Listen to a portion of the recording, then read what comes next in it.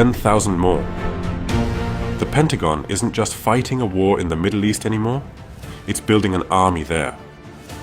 7,000 American troops have already arrived since the US and Israel went to war with Iran last month. Now Washington wants to send 10,000 more. Infantry, armor, boots on the ground, bringing the total to more than 17,000 troops within striking distance of Tehran. This is no longer a bombing campaign, this is a staging force.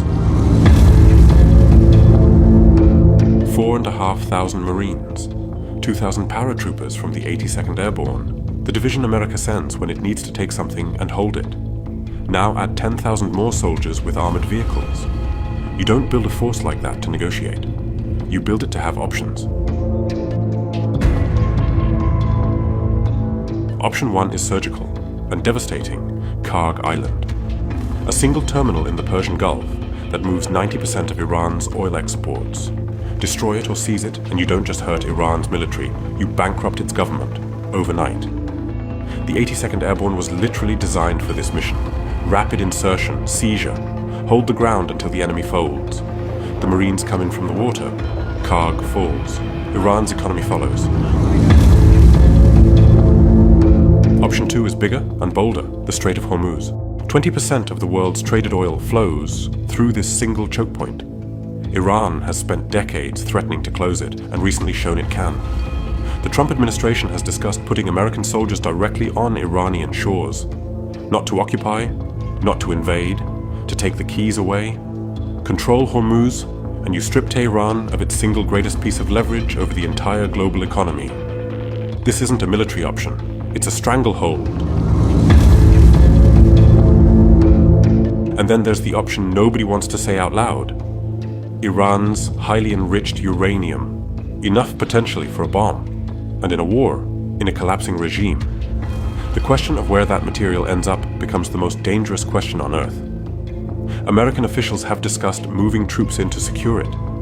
Not if things go well, for if things go very, very badly. Trump extended the ceasefire on Iran's energy infrastructure 10 days until April 6th. He said Iran asked for it.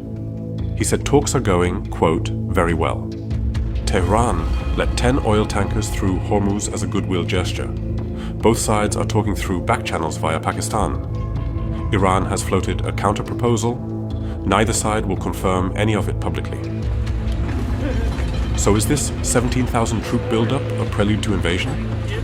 Or is it the gun on the table that makes the other side finally sign? With Trump, it's always both. Until it's won. The clock is ticking. Week 4 of the war. Iran launched its 83rd missile and drone wave overnight, hitting American and Israeli positions across the region. April 6th is the deadline.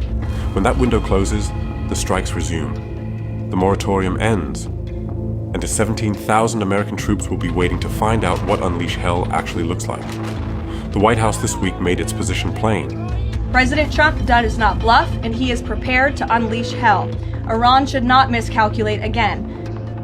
10 days, 17,000 troops. One question left. Is Iran ready to deal, or is it ready to find out what comes next?